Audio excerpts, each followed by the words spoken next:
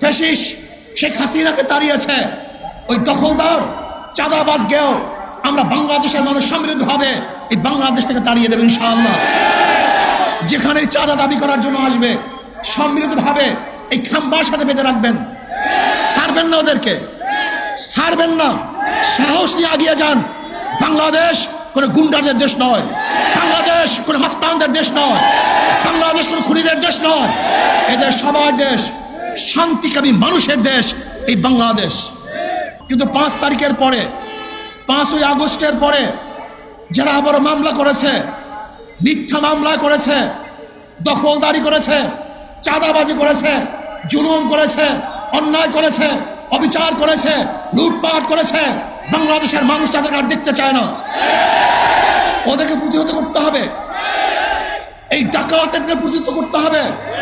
চাঁদাবাজরা যেন আর বাংলাদেশের জমিনে, এই জমিনের মধ্যে আর ক্ষমতা আসতে না পারে সেই ব্যবস্থা গ্রহণ করতে হবে।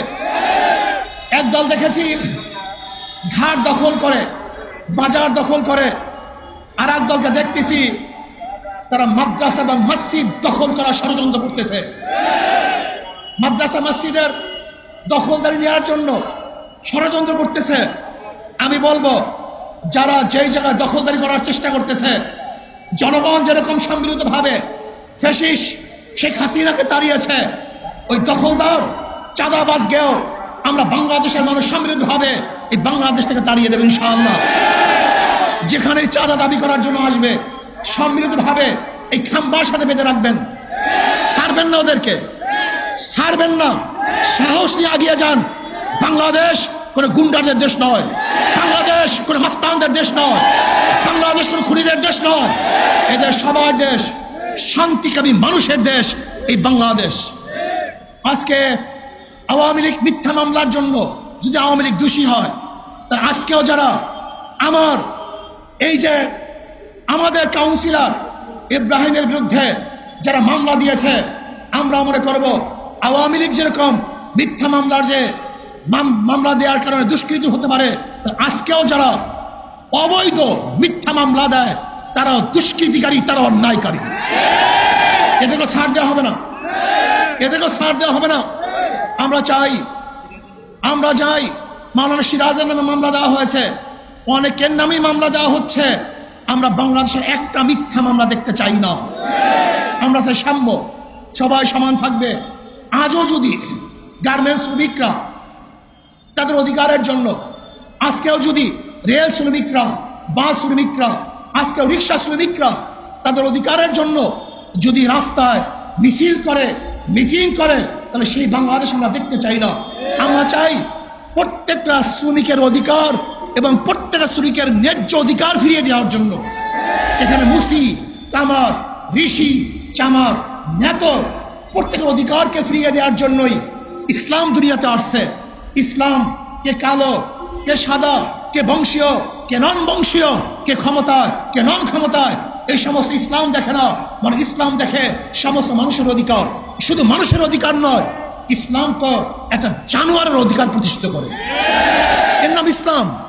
কাজে আসুন, ইসলামকে প্রতিষ্ঠিত করুন, ইসলামী হুকুমাত কায়েম করুন। ইসলামী হুকুমাতের জন্য দরকার কি? নীতিবান, আদর্শবান কিছু লোকের প্রয়োজন। মাদার গাছ লাগিয়ে আমের আশা করা যায় না। চোর এবং ডাকাতের মাধ্যমে দেশকে আদর্শবান বানানো সম্ভব নয়।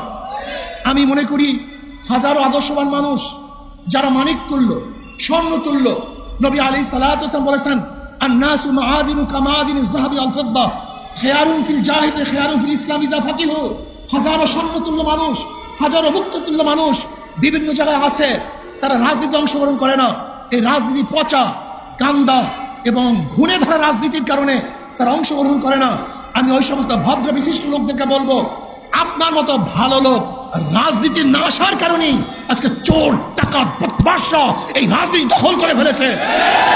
আজকে খুনিরা রাজনীতি দখল করে ফেলেছে। আমরা চাই না খুনিরা রাজনীতি করুক।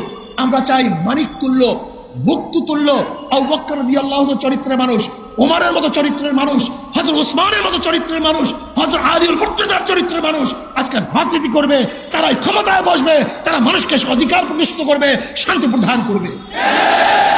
এর জন্য আমি সবাইকে বলবো, যারা যেখানে আছেন, যেই অবস্থায় আছেন, আসলে ইসলামী আন্দোলনের ছায়াতলে একসাথ হয়ে একত্রিত হয়ে আমরা সবাই দেশটাকে গড়ব, ইসলাম কায়েম করব, প্রত্যেকের অধিকার প্রতিষ্ঠিত করব। যেখানে পুরুষের অধিকার থাকবে, মহিলাদের অধিকার থাকবে, ঋষি কামার তাতার মজদুর সবার অধিকার প্রতিষ্ঠিত হবে। আল্লাহ আমাকে এবং আমাদের সবাইকে দেশকে বিনির্মাণ করার জন্য সাধ্য অনুযায়ী একত্রিত কাজ করার তৌফিক দান করেন। মনে রাখতে হবে, কোনো বাতের শক্তি যেন কোনো অবস্থাতেই মাথা চাড়া না দিতে পারে, সেই দিকেও সবাইকে সজাগ থাকতে হবে। আল্লাহ আমাকে এবং আমাদের সবাইকে কবুল করেন।